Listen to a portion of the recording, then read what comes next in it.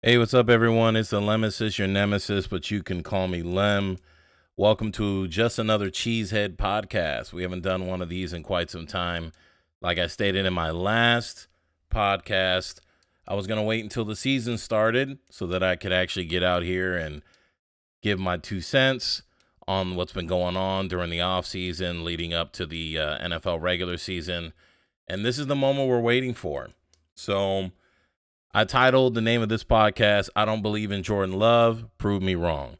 And you're not going to be able to prove me wrong on this podcast right now at the particular moment of August 28th of 2023. Jordan Love is going to have to prove me wrong every day when he plays on the field on Sundays, Mondays, and Thursdays. And hopefully one day on Saturdays when we're actually in the playoffs.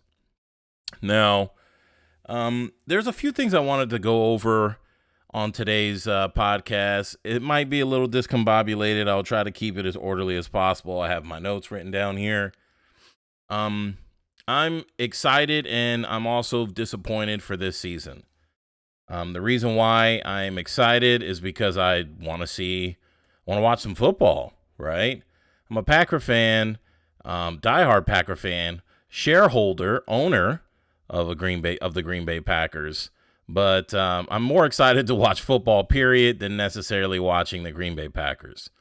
Now, the reason why I say that is because I do believe we are going to be entering a drought for quite some time, and I'm going to explain why I believe that to be so, because I don't believe Jordan Love is the answer for our team, and that saddens me to say, but I would love to be proven wrong, and that's going to be the theme for this podcast. Now, I remember when Brett Favre was bouncing back and forth because, Brett Favre is one of the greatest of all time, and I love that man, even with all the nonsense that he's been doing off the field. I don't really care about all that stuff, as long as you're not hurting anyone, killing someone, doing anything outrageous. What you do in your own personal time is your own personal time. And then, of course, that's why we have the law. And our law will lay it down if they need to. So your personal business is irrelevant to me. To me, it's what you do on the field. So I'm not a worshiper of celebrities or athletes, but I'm an admirer, meaning I can appreciate the greatness that you bring on the field, in the ring, on the court. And to me, that's all that matters. That's to me what sports is all about. And watching a great player like Brett Favre, getting kicked out of Green Bay, in my opinion, still till this day. It took a lot of gonads for someone like Mike McCarthy and the staff at the time with Ted Thompson to just say, you know what, we're going to move on to this guy named Aaron Rodgers. And I remember having the same amount of animosity, if not more, towards Aaron Rodgers at the time because I felt like, who is this guy? What has he proven? What has he done? I don't believe in you. And the year before that, the Packers were in the playoffs. Brett Favre threw a pick to end the game. And we had a playoff caliber team that I felt like was being washed away and the opportunity was gone. And then that very next year, we went 6-10. I remember I went to Green Bay, watched the game there. It was my first time being in Green Bay. It was fantastic. I got to see Peyton Manning versus Aaron Rodgers. We beat him. It was a wonderful game. But again, the season was 6-10. We didn't win. We didn't end up with a W. We didn't get into the playoffs. And I didn't want to say the playoffs as if somehow getting to the playoffs is all we need to consider our team an accomplishment or a team a success. But we didn't make it to the playoffs in the division that we were in. And it wasn't a success. But the very next year, everyone can remember that debacle of a face mask against the Arizona Cardinals that squandered our opportunities. But while we were watching Aaron Rodgers take the helm behind center and prove himself, we saw many flashes of greatness. And I remember seeing him play during that first year, being very annoyed, pissed off that we got rid of Brett Favre. He ends up going to the Jets and then going from the Jets to the Minnesota Vikings. And then, he beat us, and he ended up going to I believe it was the NFC Championship game. He threw that pick, playing for the Vikings. It was classic Favre. That's what he was gonna always do, and he wasn't perfect, but he was our quarterback at the time. But I remember seeing flashes of greatness in Aaron Rodgers. And I remember being so annoyed, like, man, I can't stand this guy. Who does this guy think he is? What is Mike McCarthy and Ted Thompson seeing this guy? Oh, wait, that was a really nice throw. Wow. That was absolutely incredible. Oh, my goodness. Did you see that? You know what? It doesn't really matter. We're 6-10. This guy's not that good. Whoa, wait. Did you see that pass? Oh, my gosh. How many touchdowns? You're not seeing that right now as we speak when it comes to Jordan Love. So what I'm looking forward to seeing is exactly that in this regular season. Because right now, we can go over the stats for the preseason, but we all know that the preseason is exactly what? Irrelevant, right? We see players like Dak Prescott blow it up in the preseason, did so well, but I don't think any one of us are clamoring to try to get Dak Prescott as our starting quarterback on our team, right? I don't think there's many teams out there clamoring for a Dak Prescott to be on their team, right? Unless you're the 2000 Ravens, right? Because it seems like anybody could have QB'd that team and they would have won the championship either way. So, but we're in a different league and it's a different time. So the preseason to me is completely irrelevant. That's why I didn't waste any time going over the numbers, making any podcast, going over the numbers and how well he performed in the preseason, because he simply isn't playing against the best in the NFL. He simply is not playing against teams that are schematically trying to shut him down. What people need to understand is, and I say this with all due respect, and I'm not going to sit here and pretend that I'm an expert, because I am not an expert at all. Just like I said, the name of this podcast is Just Another Cheesehead. But as we all know, as huge fans of the NFL, that teams are going to strategize and game plan around players who are a problem. And we've seen this with Favre and Amon Green and Charles Woodson, and we can go on and on and on. Reggie White, all these great players that are a wreck. Aaron Rodgers, players that are going to actually be a problem for our opponents, and teams will scheme around that specific player. And what I expect to see is mediocre play from Jordan Love, and unfortunately, a fan base that I'm included in that's going to go crazy over Jordan Love off of his mediocre performances, just simply because teams weren't ready for him. I don't think teams are ready for Jordan Love. I don't think teams are scared of Jordan Love.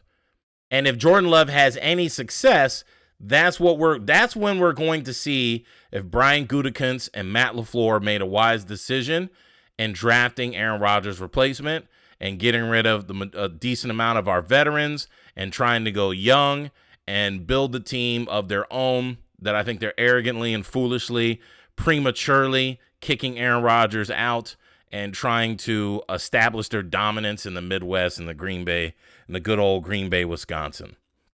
So let's go over Jordan Love's performances, or at least overall stat performances. I'm getting this from the packerswire.us today. So according to the Packers Wire, Zach Kruse on August 26th, he says Green Bay Packers quarterback Jordan Love finished the first preseason as a starting quarterback with 3 touchdown passes and 0 interceptions. Overall, Love completed 21 of 33 passes for 183 yards, 3 touchdown passes, and 0 interceptions. He also rushed 4 times for 33 yards and wasn't sacked. Love completed 63.6% of his passes. He averaged 5.8 yards per attempt and finished with a passer rating of 109.8. Sounds good, doesn't it? Again, it's the preseason. It's irrelevant. It does not matter. What The Rock would say back in the WWE, it doesn't matter, right? Show me what you got, Jordan Love, when the regular season starts. And then I want to see consistency. And then I want to see you do the same thing when teams are scheming and strategizing for your gameplay, right? And I don't think he's going to do well this season, despite the fact that the Packers are in the NFC, and the NFC is dog doo-doo. It is not good, and let's not front. We're going to go over the standings from last year. We're going to look at the teams, and we're going to really evaluate how legitimate these teams are in the NFC compared to the AFC to even make sense of what might become the end results of the standings in the NFC for 2023. But before we go there, there's a few things that I want to mention, and we'll go over them. What has our GM done to garner the power that he has, to make the decisions that he's made? What has our head coach done, Mr. Matt LaFleur, to garner the power that he has and the decisions that he's made? Now, in my opinion, I look at Matt LaFleur much more favorable. He's just a man trying to get in. He got his job. He became a head coach. Get in where you fit in. He's just trying to get out there and coach football and do the best that he can. Did he deserve that job? In my opinion, no. Am I trying to take food out of this dude's mouth and money out of his bank account? No. It's just, for me, we're the Green Bay Packers. The standard is excellence. And I don't know why we're trying to hire coaches who haven't proven anything, at least proven enough to garner the status of being the head coach of the Green Bay Packers, and at the time being the head coach of, in my opinion, the greatest quarterback to ever step on the field in Aaron Rodgers. But let's go over specifically what they've done. This is going to be fresh. This is going to be live. You and me, we're going to be discussing this. And I want to start off with the main man, Mr. Brian Gutekunst. He's actually the person that I despise the most. I as a man, I don't know him. So I'm not going to question his manhood, who he is as a person. I'm just going to question his decisions that he's done publicly for the Green Bay Packers as the general manager.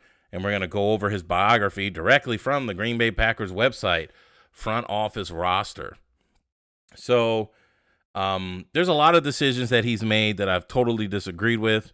And to me, it's just logical in my approach to this situation to think, if Brian Gutekunst couldn't put a team together with the greatest quarterback of all time behind center, why do I think, and again, I want to say that he couldn't put a Super Bowl team together with the greatest quarterback of all time behind center, why do I think somehow he sees something in Jordan Love and somehow this team is going to surpass, if not match, the success that we would have had with such a great player like Aaron Rodgers and the squads and the teams that he's had in the past? So that's the first logical statement and or question that I want to put out there for everyone in the ethos, that if he couldn't do it with a great quarterback, how is he going to do it with a less than great quarterback? If Jordan Love is going to be an Aaron Rodgers-like, how much better can he actually be? And if he ends up being as great as Aaron Rodgers, will he not garner the money that we paid Aaron Rodgers himself? So will we not find ourselves in a similar predicament and then potentially find ourselves in a situation where we would have lost opportunities to actually win a championship, even if Jordan Love turns out to be great, right? Because we could have put Jordan Love on the sidelines. We could have benched the kid. We could have had Aaron Rodgers for another 2 or 3 years and watch this kid develop and then give him the reins. We could have done that. But, I mean, I guess eventually he would have asked to leave. But if this kid was going to be Aaron Rodgers-esque, I don't think we would have waited when we drafted him, right? I think we would have just put him in the game immediately. But, of course, another questionable decision by Gutekunst, which is why we're here. So let's just go over some of his accolades that they present on their own website. Now, I hope you guys all know the moral of this particular story as we go through this is that it doesn't matter what I read here. Because you know why? Because he hasn't won a championship. He has not put a championship caliber team together to win it all. What he's done is he's ridden the backs of the great players or great player that has been on our team with mediocre defensive play, who's kept us in games year after year after year, while he goes on national television and disrespects and dishonors that man, that bad man, Aaron Rodgers. But that's just the facts behind it, but we're still going to give him a chance here, even though I've made up my mind. This is going to be new to me and you as we go through this, but probably very similar because, we're familiar with the Green Bay Packers if you're a true fan. So he's named the Packers' 10th general manager on January 8th, 2018. In his 24 seasons with the team, he's led the Packers to 16 playoff appearances. Yeah, he didn't lead the Packers to 16 playoff appearances at all because he just became the general manager in 2018. So to me, it seems a little bloviated to say he was he was on staff, right? You're not giving the garbage man on staff. You're not giving the water boy on staff credit for winning, having 16 playoff appearances, 12 division titles, 6 appearances in the NFC Championship game, and a Super Bowl title. Not happening, right? So let's move on from that little bulletin there. That seems very irrelevant. Built a roster that led the Green Bay Packers to 3 consecutive 13-win seasons. Now, I can give him credit for this. He built 3 teams, 3 rosters that got beat 3 times in a row in the playoffs. And again, the main reason why we lost those games was why? Because of defense. Our defense wasn't good enough to hold the San Francisco 49ers to less than 15 points for one game. We didn't have enough offensive talent that whole year. Because, I could go all day. That whole year, everyone was talking about it. We need someone opposite of Davante Adams. I remember Davante Adams years ago requesting to have a new contract. What did Brian Gutekunst do? Absolutely nothing. He kicked the can down the road. He made no attempts to sign Davante Adams because it was just like, prove it. Prove to me you're the greatest wide receiver in the league. He kept doing that over and over and over again, mainly because we see the end results of what he wanted. He didn't want to have a team filled with veterans. He wanted to have his own team that he made from scratch, young team. Look at the smug look on his face. Let's go to the next piece. He's acquired 13 players. Let's go. It goes over the 3 consecutive 13-win seasons, right? 2019, 2021. 3 straight NFC North crowns and a pair of number 1 seeds in the NFC. It marked the first time in NFL history a team recorded 3 straight 13-win seasons, and 39 wins from 2019 to 2021 are most in franchise history over a 3-season span. That would be good if we won a Super Bowl championship, right? That would be something that it would stop my mouth from speaking any more blasphemy if somehow we actually had a championship behind our name. But did we have one? No. We saw 3 exits back-to-back in the playoffs. The Bucs beat us. The 49ers beat us. And right now, I think it was the 49ers again who beat us. It was 49ers, Bucs. And the first time the 49ers beat us, my goodness, it felt like we didn't belong in the NFL. It looked so bad. And you all know and remember what happened to us. It was a shellacking. Then we had that opportunity to beat the 49ers in a low-scoring game. And again, we got shellacked. That if we just had enough offensive weapons and we weren't just relying on Davante Adams to be the best wide receiver on the field with mediocre tight end play and then the big drop-off from wide receiver 1 to wide receiver 2 with a great quarterback like Aaron Rodgers behind center, again, what do? We close our eyes. We hope that we can get enough with what we have. We were mediocre with our attempts to sign players to actually help. And you know how we are when it comes to free agency. We couldn't even give OBJ. OBJ, by the way, helped the St. Louis Rams get to the Super Bowl and win and actually have a big part of that. And we were so reluctant to pay OBJ, who wanted to come to Green Bay, who wanted to play with Aaron Rodgers. That could have been us. We could have been that team. OBJ could have gotten hurt in the Super Bowl just like he got hurt in the Super Bowl with the Rams, but the Rams ended up winning with Matthew Stafford. Yeah, you heard it, Matthew Stafford. The guy you didn't really care about until he won the Super Bowl. And even after he's won the Super Bowl, you don't really care about him now. You don't really think, it's not like his stock has gone up tremendously. But you know what has gone up? The disrespect towards Aaron Rodgers when you have players like Matthew Stafford, who's not even close to compare to how great Aaron Rodgers is when it comes to his accolades. We're not talking about his talent in the league. And when he wins a championship, you don't hear anything about him. But when you hear guys like him winning a championship and you compare him to Aaron Rodgers, people take digs at him and say, man, Aaron Rodgers, you only got one chip, bro. What's going on? When we all know it comes down to, unfortunately, the decisions of this general manager you see right here on my screen. He has made very poor decisions. I'm sure he has his reasons to why he's made his choices.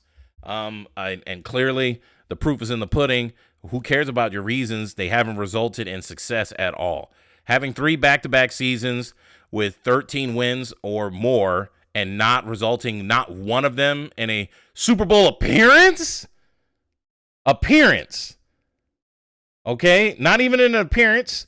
That's a failure. Sorry. You don't play in the NFL and make millions and millions of dollars and take people's hard-earned money who come and watch your team play to give me 13-win seasons back-to-back. I would rather have losing, and I'm being dead honest with you guys right now.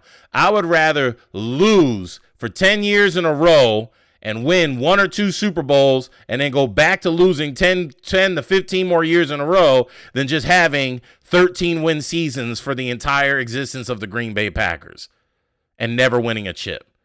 Winning is everything. So this is irrelevant. He's acquired 13 players who have earned AP All-Pro honors. Womp, womp. Nobody cares. Does anybody even watch the Pro Bowl? No. In both 2021 and 2022, signed a veteran free agent. What kind of accolade is that? He signed an agent who was free to the team. Who did he sign? Devondre Campbell, Nixon. Okay, how is that an accomplishment? I know it's part of his biography. I get that. But to me, why is that here? We're going to just give him credit for drafting players? Okay, I get it. The GM, the head coach. To me, it's more of a combo between the coach and the head coach that they both pick players. The GM's not just picking players for the sake of picking players and just saying, coach, deal with it. If that's the case, then to me, again, proves why, Brian Gutekunst, he should go back to the scout team. He shouldn't be a general manager. But giving him credit for drafting Jair Alexander, I would have drafted Jair Alexander. So that's not really saying much. That was a season where we just didn't play well, and we got a really low draft pick or middle-of-the-pack draft pick, so we were able to just get Jair. I mean, to me, it's very hard to miss with those types of positions, right? With corner, with wide receiver. Those guys, they're just talented. His first 2 draft picks as a Green Bay Packers general manager featured 3 players, Alexander, Jenkins, and Darnell Savage. Okay, those are 3 good players. Alexander, to me, hasn't lived up all the way to his greatness. He is the greatest player on our defense. But to me, he hasn't played with a full motor. And he seems like he hasn't proven enough to kind of have that attitude that he has. So I wish he had a better motor. I wish he would really play harder, because there's been a lot of times where you see Jair Alexander on the field just not really playing up to his skill. So I'm not saying that's a knock against Brian Gutekunst, but I'm not trying to sit here and pretend. Let's not pretend Jair Alexander is the greatest corner that ever stepped on the football field, because that's just not the case. Signed one of the most impactful free agent classes. Again, he signed all these people, and they're irrelevant, right? Because it didn't lead to a Super Bowl championship. He signed Billy Turner, Zadarius Smith, Preston Smith. Zadarius was great, couldn't stay healthy. Preston, he had a bad first season, and then he came back after he restructured his contract, and then he came out when Zadarius wasn't there because Zadarius got hurt. So at least he proved himself. But again, these players are more about consistency. When Zadarius was healthy, he was pretty consistent. Billy Turner is good. He's over in New York with Aaron Rodgers right now. And then Adrian Amos, again, with Aaron Rodgers right now. He was good, but again, we didn't have impactful players, enough impact players on our team to actually get us over the hump. So to me, this is irrelevant. That's like giving me credit for, picking players on a mediocre draft team. Yeah, like just telling me that I drafted people is irrelevant, right? If the team didn't amount to anything. Now, if you told me, oh my gosh, he drafted Aaron Rodgers, then okay, well then we got another thing coming. That's where you give credit to Ted Thompson. And that's another thing that I want to mention when you hear me complaining about all of this is that I didn't like Ted Thompson. And all due respect to Ted Thompson, and may he rest in peace. And I pray that he received Lord Jesus Christ as his Lord personal Savior. And if he did, he's in the right place. But when Ted Thompson tried to bring in Aaron Rodgers, I was annoyed. I was a part of the fired Ted Thompson crowd. I didn't like that decision. But guess what? Ted Thompson has a lot more respect for me as a fan watching the sport, and I realized how stupid I was watching him pick Aaron Rodgers and questioning his decision when you see how great Aaron Rodgers is and was, right? Because he's still playing technically, is and was. So that's what I'm expecting from Brian Gutekunst. Brian Gutekunst will have the biggest turnaround if he somehow is proven right in this situation. I doubt that's going to happen. I think the odds are against him, and I think the situation is different. And I think it's easy to just pull off of history and just to assume that, like, you know what, we did this with Brett Favre, so we could do this with Aaron Rodgers, and it's going to be the same situation. Nah, son, it is not going to be the same situation. It is not that easy. And I think we're going to have a rough time this upcoming season. So, I mean, we haven't really gotten too far down the page. This is where it kind of gets into his personal life. And, we don't need to go into that. It looks like it's just more of the same. To me, all the great things he's done would be at the top, right? And what we went over at the top was irrelevant. None of that mattered. I drafted some players. Great. We would have drafted the same, maybe potentially drafted better players given the opportunity. My whole point is Brian Gutekunst has done absolutely nothing, period. He's the man that we as fans have trusted and said, hey, Mark Murphy, this is what you've done. You've hired this man. He hired Matt LaFleur, which leads to the other question that I asked earlier, which was, what has our head coach done? Now, if our GM hasn't accomplished much, can our head coach accomplish that much more? Probably not, right? It's going to be a duplicate of the same thing that we've heard before. Matt LaFleur seems like a good guy. He's got teeth wider than mine, and those eyebrows look spectacular. But I don't care about your eyebrows. I don't care about your clean teeth. What I care about is you winning championships. And if you had the greatest of all time behind center, and you can only get 13 win seasons without one Super Bowl appearance, we're not even talking about a W, just being in the thing, what you did was irrelevant. So let's look at this. 15th head coach, named on January 8th, 2019. Interesting. Wasn't he the GM just a year before? Just trying to say, right? Brian Gutekunst just wanted to come in and shake it up. Didn't take him long after getting that position for him to just name a new head coach. But that's fine. We all remember what was going on with Mike McCarthy. My thing is, Mike McCarthy won a championship. And we all thought Mike McCarthy wasn't all that great. And if Mike McCarthy can win a championship with Aaron Rodgers, why can't Matt LaFleur win a championship with Aaron Rodgers? I mean, Mike McCarthy won a Super Bowl when they were 10-6. We were the 6th seed in the NFC, and we went and beat the brakes off of every team that was in front of us with that mediocre head coach, Mike McCarthy, right? He's not mediocre is my point. If Mike McCarthy is mediocre, then what is Matt LaFleur? That's all I'm trying to say. Because they had grit when Mike McCarthy was the head coach. They might have had issues, whatever it may be, but it was good enough to win a Super Bowl. And to me, that's all that matters. So I have a lot more respect for someone like Mike McCarthy. Wish him well in Dallas, except for when he plays the Green Bay Packers. And, let's see if Matt LaFleur can live up to it. Can he get a street named after him?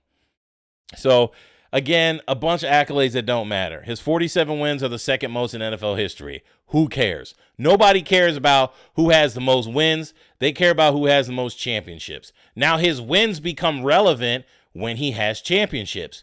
And we're not just talking about NFC North championships, okay? We got to get past that because I know that's how we are. Well, hey, guys, we've won the North so many times. Bro, Aaron Rodgers, that's all he was able to do was live in the world of winning the NFC North championship. Does that mean anything? No, it means absolutely nothing. These are rhetorical questions. I'm just asking them to make you realize when you listen to me right now, what you're saying, is that a rational argument? No, it's not a rational argument. It's a foolish argument. Winning the NFC North is not good enough. Again, in his first 3 seasons leading the Packers, the trio, they just reworded the same bulletin point. A trio of 13-win seasons, 3 NFC North crowns, and 2 appearances in the NFC Championship game. Irrelevant. You can put an A in front of that word. It's irrelevant. It does not matter. He's the only head coach in NFL history to not lose back-to-back games, which means he only lost the game that mattered most. That's all. That's all that means. He hasn't lost back-to-back games, but that means the game that he lost was the game that mattered most. So is that relevant? No. I wanted to hear he won 4 championships. He won 5 championships, whatever it may be. They're on their way to win their next championship with Aaron Rodgers behind center. But we're not hearing that, are we? And then finish second in voting in the Associated Press NFL Coach of the Year. What? Who cares about second, third, and first and fourth place? Nobody cares about that. These bulletins are laughable. Became just the 6th head coach since 1970 to lead his team to the conference championship game in both of his first 2 seasons as a head coach. Womp womp. Didn't matter. Did Rex Ryan win? No. Did Jim Harbaugh win? No. Did Matt LaFleur win? No. So it doesn't matter. Are you rubbing shoulders with some names, some household names that people have heard?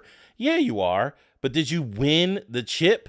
Does anyone care about that? I could just imagine if I got hired to be the head coach of the Green Bay Packers, and then they somehow put a biography together, and then my son came here and he was just reading the biography, and he's like, Daddy, you were 2nd place, and then you were 3rd place, and then you were 4th in this, and then you were 5th in this, and then you were 7th in that, and then you were 2nd again in this, and I'd be like, yes, son. And as I'm hearing him read what I've accomplished, somehow I'm not hearing anything that actually matters. And I think I would be man enough to approach my son and say, you know what, son, just stop reading it, right? Because we're going to rewrite my history. Because once we start winning, that's when it matters. Nobody cared about what I was doing before I won. The only thing they cared about is after I won. So, again, we're not hearing anything. He helped. Think about this. Aaron Rodgers was an MVP. He's won the MVP 4 times. And he won 2 with Matt LaFleur. So he was a 2-time MVP before Matt LaFleur. And they have the notion to say he helped guide Aaron Rodgers to back-to-back NFL MVP awards in 2020 and 2021. Really, dude? This dude was already MVP caliber. You didn't help him. You just happened to be the guy who was in the spot. To me, it sounds like the culprit behind that was the offensive coordinator. So if you want to give Matt LaFleur credit, you could be like, oh, they hired Nathaniel Hackett. Who's they? Matt LaFleur. Wow, Matt LaFleur was smart enough to hire Nathaniel Hackett. Good job. I got to give you that. When you gave him Nathaniel Hackett, that's when things came together. It was a Goldilocks zone. We were throwing touchdowns left and right. Aaron Rodgers was looking spectacular. Devontae Adams was playing out of his mind. Great. Other than that, you didn't get the defensive coordinator you wanted. Our defensive coordinator, I can't remember his name right now. He's not good either. So, I mean, and then you had, what's his name, who was the special teams coach. He was trash. We had so many debacles on special teams. And then it took another loss in the playoffs for you to make a decision to change in that area. But, okay, let's move on, right? So he's guided the Packers to 3 of the top 4 seasons in team history. Let's read this. 11 in 2020, 13 in 2019, and then also 13 in 2021. it's irrelevant because I bet you the top season that they're not mentioning was the one where we won the Super Bowl in 2010. Again, an irrelevant stat.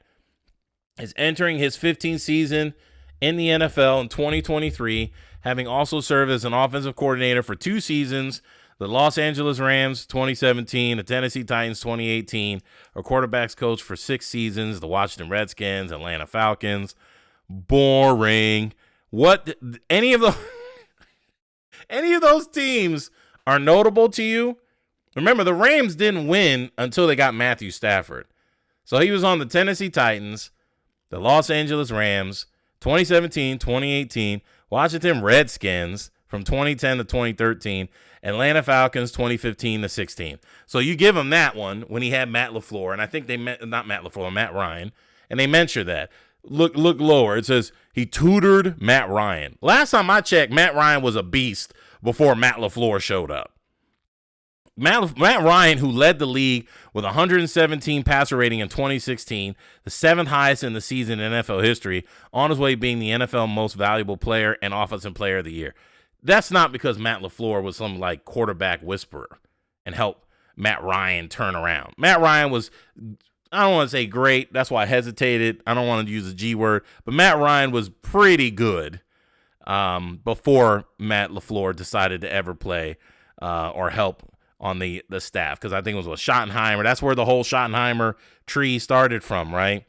So let's go back. During his 10 seasons in the NFL, he was part of an offensive staff that helped the teams rank. This one I found really funny because I did briefly go through this a little bit, but I'm reading this thoroughly now. Ranked in the top 10 in the league in total yards 7 times.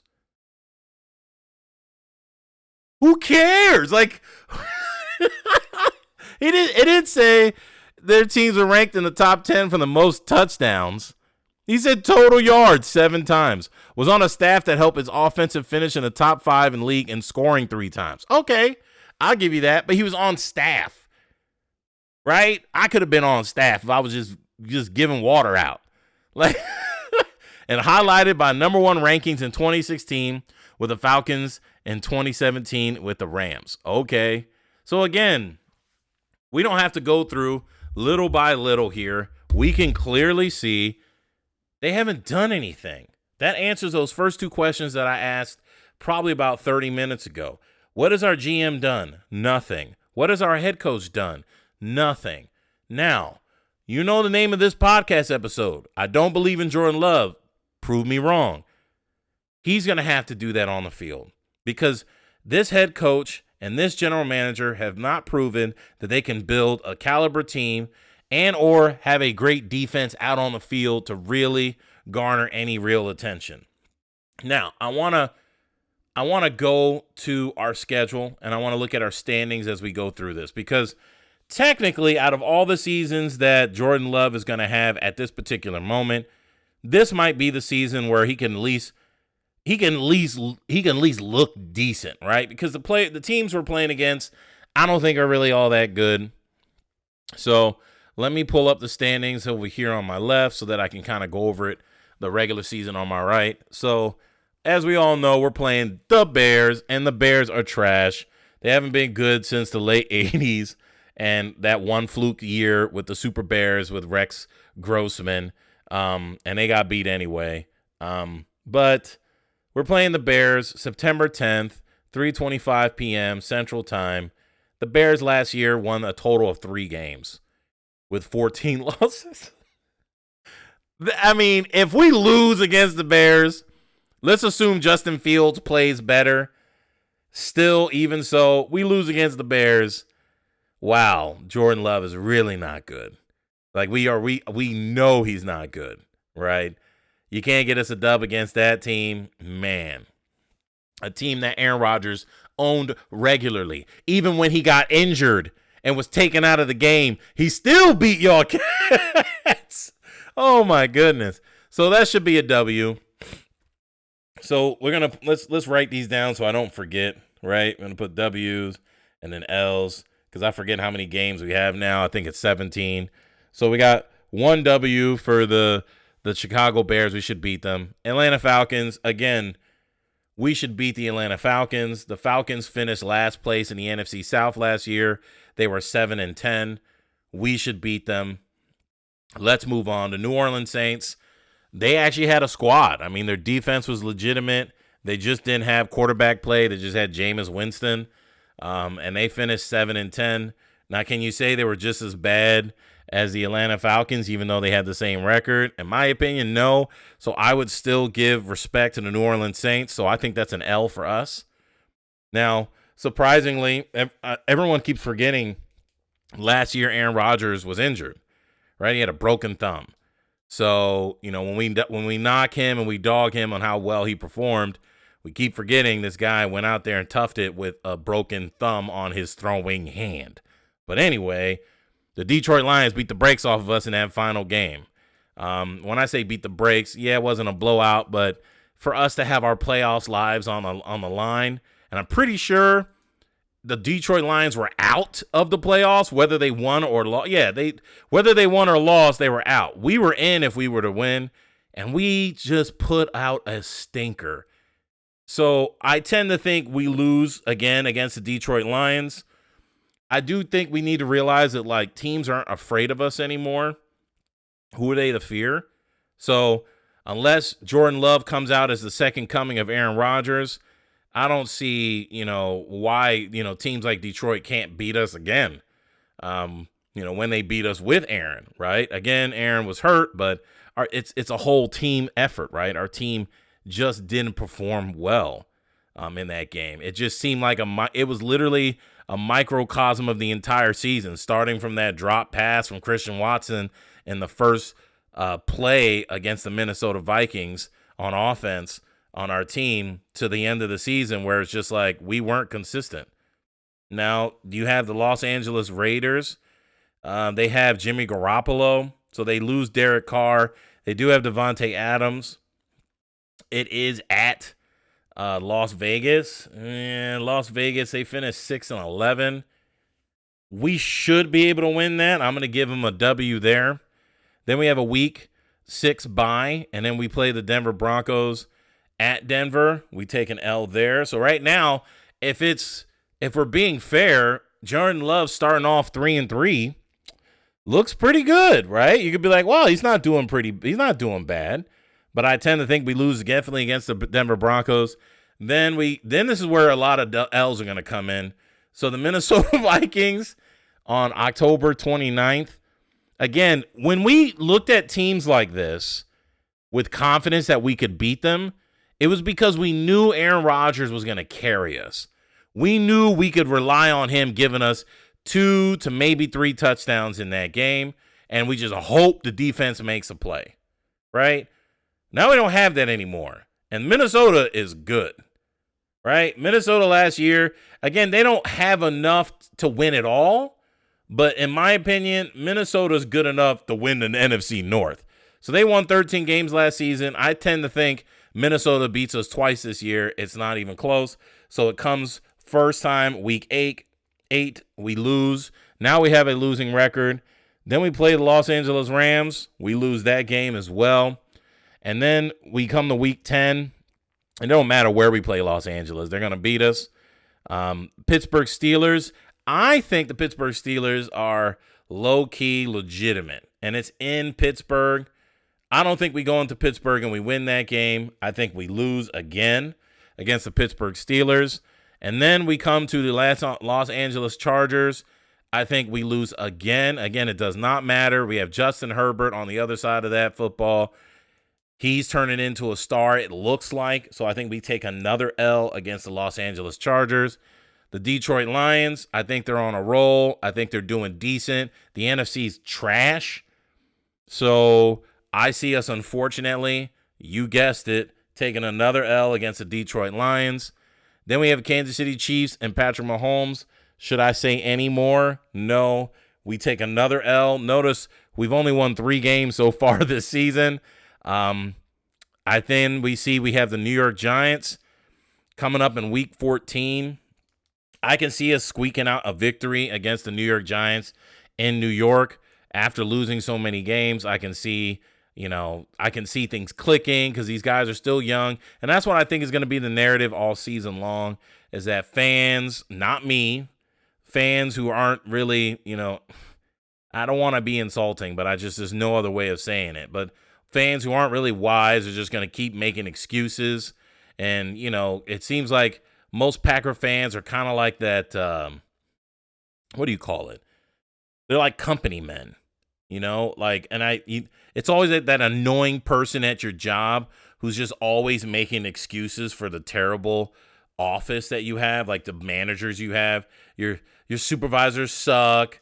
The decisions that they make are terrible, but there's always that one person who's like, but Jimmy works really hard after hours. I just know it. Yeah, and that's how most Packer fans sound, and they piss me off because they just don't see the reality that it's the players that win it all. Right? Unless you're Bill Belichick. It's a combination of both, right? But, and the fact that we just are willing to just say anything and everything. I'm just tired of having this mindset of just even with Aaron Rodgers playing, I had this unrealistic expectation that we could just overcome everything. And now, like, just looking at the fact that when Aaron was playing for us, to have that unrealistic expectation and actually be proven more right than wrong the majority of the time. But now somehow we lose Aaron and his Herculean effort is no longer on our team. We think that somehow we can talk the same way about Jordan Love. Nah, bro, that's not happening. So let's move on. Tampa Bay Bucks. I think we get a W. Who's playing behind the Bucks? What's his name?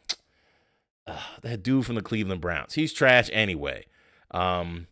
I can't forget his name. Johnny Manziel, not Manziel, but he's Johnny Manziel-like. What is that dude's name? Hold on. Let's look up this dude real quick. I can't believe I'm Tampa Bucks QB. I feel terrible that I can't mention Baker Mayfield. My goodness. He trash anyway. So Baker Mayfield, we're going to get a W there.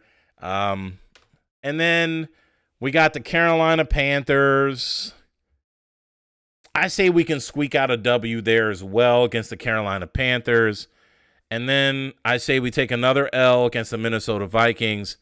And then last but not least, the Chicago Bears.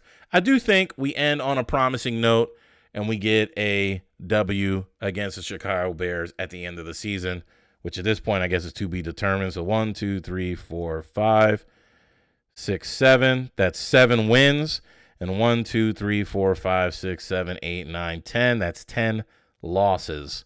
So if you think 7-10 is a successful season, all the power to you. I see us winning no more than 7 games this season. Looks and sounds about right, to be honest with you. Especially if Jordan Love, in my opinion, starts to show some good signs early on. Against like the Bears, like we talked about, then teams are going to try to maybe take him more seriously, especially if he puts up some good numbers. And again, I would love to be proven wrong, Jordan Love. To me, this goes out to you. I felt the same way about Aaron Rodgers, so I'm going to challenge you the same way. Like, prove me wrong. Prove to me that you were the greatest decision the Green Bay Packers ever made. And even just hearing me say that sounds so unbelievable that I would love to be proven wrong. I'd love to eat crow in this instance, right? I would love to be able to say we had 3 generational quarterbacks back-to-back in the Green Bay Packers, something that's just unheard of, right? To go from Joe Montana to Young and then to nobody. But we went from Brett Favre to Aaron Rodgers to Jordan Love. Is that a good thing? Notice how it ended on a high note? I don't know, right? Because I'm not resolute in what that's going to come out or look like. So I want to end this with going over what the situation was in Green Bay before Brett Favre showed up. And I think people need to understand this. They really need to think about this. The Packers before Brett Favre. And this is on Green Bay's website. This was an article or like a question that was asked. And let's just go over it. It says, prior to Favre, the Packers were in bad shape. The renowned sports writer wanted the team to move to Milwaukee. So this is by Cliff Christie. He's a Packers team historian. He wrote this up on July 15th of 2015. And I think, unfortunately, this is where we're headed. This is the beginning of the end for a long time because we've had a lot of success. And we have to realize that in the NFL, it's really, really hard to win. Like, it's really hard. It's really hard to win. And this is why I get so upset about the decisions that our front office managers have made, because you can't allow your pride, in my opinion, you can't allow your pride and your arrogance to get in the way of making wise and smart decisions, because you don't know what you have until it's gone. And there's opportunities that can be squandered that hurts us as fans, right? Because think about it, Brian Gutekunst, Matt LaFleur, it doesn't really matter how well they succeed or not, they're still going to get paid. Matt LaFleur is still going to get paid. Brian Gutekunst, he could be fired 2 years from now. He's still going to get paid. None of that matters. You know who hurts the most? We hurt as fans when we watch how poorly they put teams together and how poorly they've treated veterans of our team. And I think, that's where we're headed. So there's a question posed here. A so-called Green Bay expert claims that the NFL was putting pressure on the team to move out of the Green Bay in the late 1980s and early 1990s. He claims Brett Favre came along and saved it. He claims the team was losing so much money and saved it from moving to Milwaukee or elsewhere. Is he correct? So Green Bay was trash for years, and you're gonna see the response from Cliff Christie. This is on the website of the Green Bay Packers organization. So, I mean, it's hard to refute this. Again, I was born in, I didn't say this before, but I was born in the late 80s. So I'm not the oldest person, but, I am getting older. And I remember watching Brett Favre play. So I was young enough to see Brett Favre play. I didn't get to see him play in person, unfortunately. That was a huge dream of mine. We didn't have the money at the time, but it's fine. I got Aaron Rodgers. So who's Brett Favre when you got Aaron Rodgers? But before Aaron, man, Brett Favre was the man. But here's what Cliff says. To say other NFL owners were actually pressuring the Packers to move would be an overstatement at the least. To say they were losing large sums of money on an annual basis would be wrong. There were 2 years when the Packers lost money, including more than $2 million in 1982, but they also made more than $2 million each year from 86 to 88. You noted you were an officer in the Air Force. This is the guy who asked the question, for 27 years before retiring in Thailand. So I'm not sure how close you were to the scene in Green Bay during those years, but things were bleak. Let me review. First, there were the mere 5 winning seasons in 24 years. So from 68 to 91, 1 division title and only 2 playoff appearances. Then there was the attendance factor. Lambeau Field has been sold out on a season ticket basis since 1961. But let's take 1986, for example. The Packers averaged more than 5,000 no-shows in both Green Bay and Milwaukee. There were nearly 10,000 no-shows when they played division rival Minnesota at Lambeau on a 32-degree early December day. Let's also take a look at what happened with the old intra-squad game, a great Packer tradition dating in 1933. It was a big draw, much like the family night is today. In 1973, the intra-squad game drew a sellout crowd of 56,000 fans that were turned away at the gate. By Bart Starr's 3rd season as coach, 1977, the event had been turned into a scrimmage and attendance plummeted to 12,000. The next year was moved to the practice field when Lindy Infante arrived in 1988. The scrimmage was being held in Lambeau again, but drew 2,000 people. The Packers' annual welcome luncheon dates to 1963, and another popular tradition that sets the franchise apart. There was a year when Infante was coach that turnout was so bad that 55 or so players and coaches who were each supposed to have their own table to sit among fans almost outnumbered the fams. That's insane. There were veterans who complained they complained a lot about having a play in Green Bay, potentially draft picks who did everything possible to try and discourage the Packers from picking them. It's safe to say Green Bay was not a favorite stop for visiting owners, and some of them would have cared less if the Packers had folded. And I'm going to keep reading this, but this is the point. This is my main critique behind the decisions that Brian Gutekunst has made, is that I've been to Green Bay, Wisconsin twice now, right? I went and saw us lose in the playoff game against the Giants years ago. I saw us play against the Indianapolis Colts, against Peyton Manning with Aaron Rodgers' first year. Besides the stadium and the great people who live in Green Bay, there is nothing in Green Bay. There is absolutely nothing in Green Bay. It's like a Walmart and then a Green Bay Lambeau Field Stadium. Like, there's nothing there. Maybe a Dairy Queen. Like, it's just fast food, cheese, and the Green Bay Packers. So what we have to remember is Wisconsin is not the hot spot, right? And I could really get very, very demonstrative in my description here, almost disrespectful, but like, you don't go to Green Bay for the ladies. You don't go to Green Bay to get fit and in shape, right? You know what I'm saying when I say that. There's nothing in Green Bay worthwhile besides the Green Bay Packers and the history of that great team. So for Brian Gutekunst to make such poor decisions and be so act so strapped with cash, trying to lowball these free agent players, not paying them their worth, is laughable to me. You're not giving these guys any reason to come play. And then if the only reason why a player would want to even come play is to play with Aaron Rodgers, and you see how disgruntled Aaron Rodgers is with you as a general manager who would be the right-hand man of Aaron, why would anybody come play for you? If I was in the NFL and I was a free agent and I saw how great Aaron Rodgers was, if I didn't know him, I'd be like, man, I don't know if I want to go over there because look how much trouble he's getting into. I hear him on the news all the time.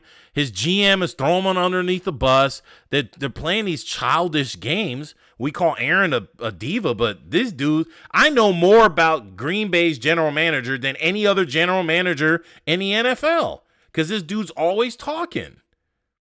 So when you hear stuff like that and you see the poor decisions they've made, it makes you question, like, what are these guys doing? To me, if I had to speculate, I think it's a pride thing. I think Brian Gutekunst has gotten power and he feels bloviated to make decisions and say, you're going to have to sit down, shut up, and play ball and do what I tell you to do, Aaron.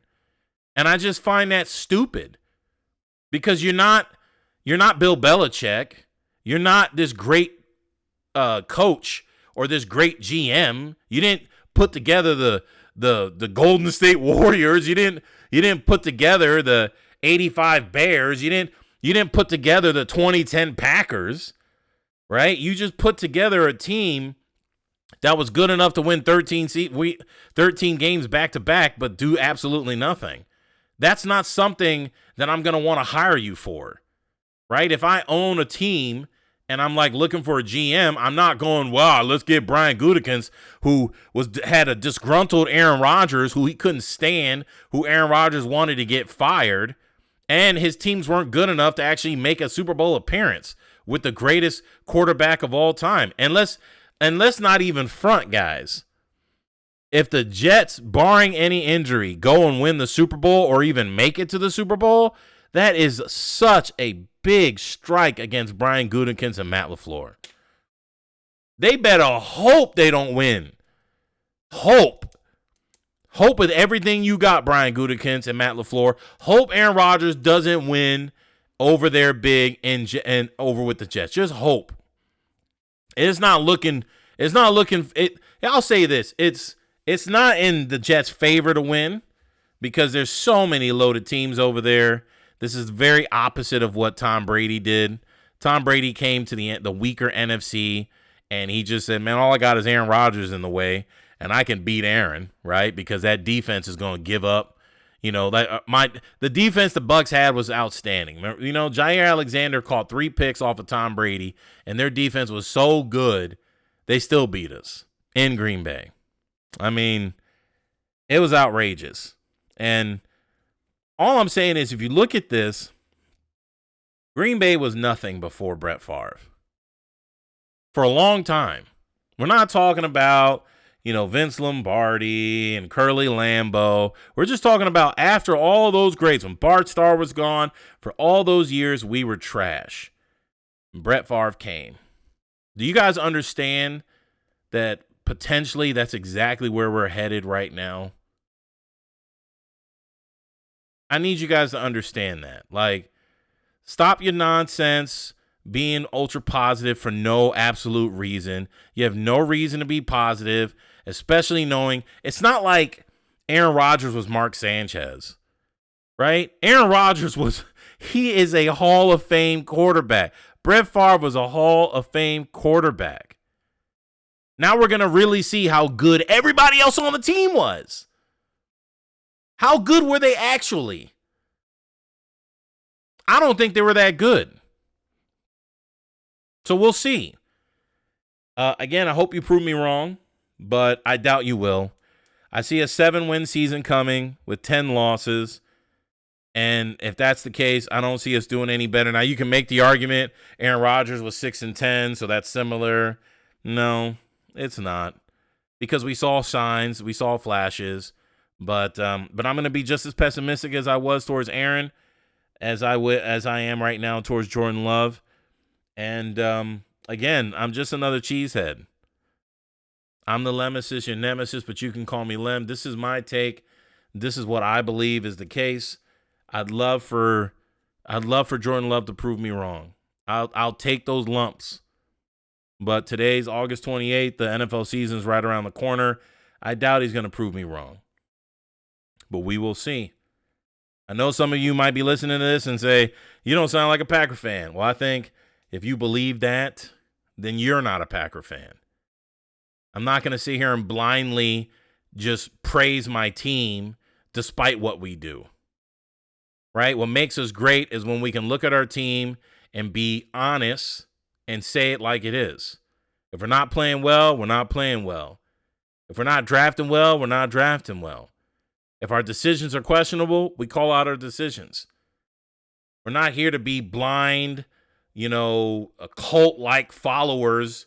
No matter who's in office, no matter who's leading, we just automatically just assume they're great. No. That's what's going to cause us to be kicked out of Green Bay, Wisconsin if we don't produce. And trust me, in today's market, Green Bay cannot afford to be bad. I'm just telling you right now, we cannot afford. You just saw what happened to the Los Angeles Rams, and I'm going to tell you right now, if the Green Bay Packers move from Green Bay, it's going to be really hard for me to stay, quote-unquote, a Packers fan. Because to me, being in Green Bay, Wisconsin is what makes the Packers the Packers.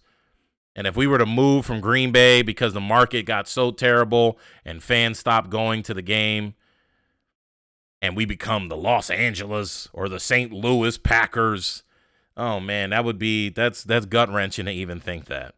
And that's what I'm afraid of. I'm afraid that Brian Gutekunst and his pride has brought on an era that may be too detrimental for our future.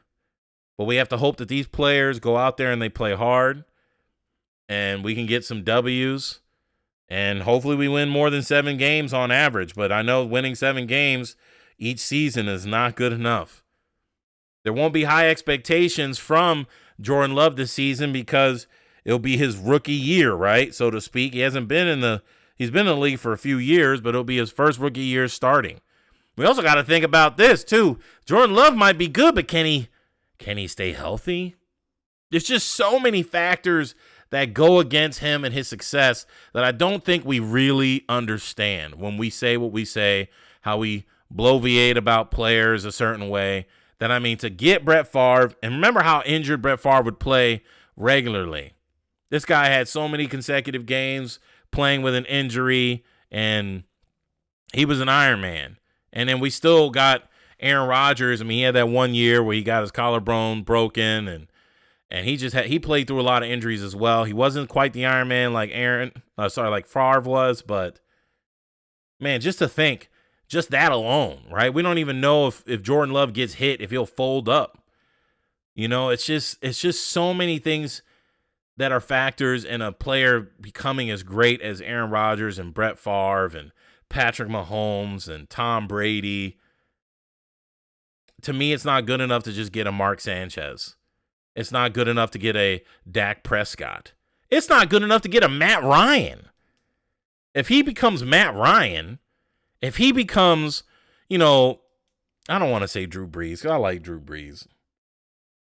And Drew Brees is a winning quarterback, won the Super Bowl. But if he just becomes like a Phillip Rivers, is that really a success? In my opinion, I think not. So I'm Just Another Cheesehead. Peace, love, and hat. Make sure you like and subscribe. Follow me on Twitch. And I hope you enjoyed today's podcast. Peace, love, and hat. I hope you guys have a wonderful night.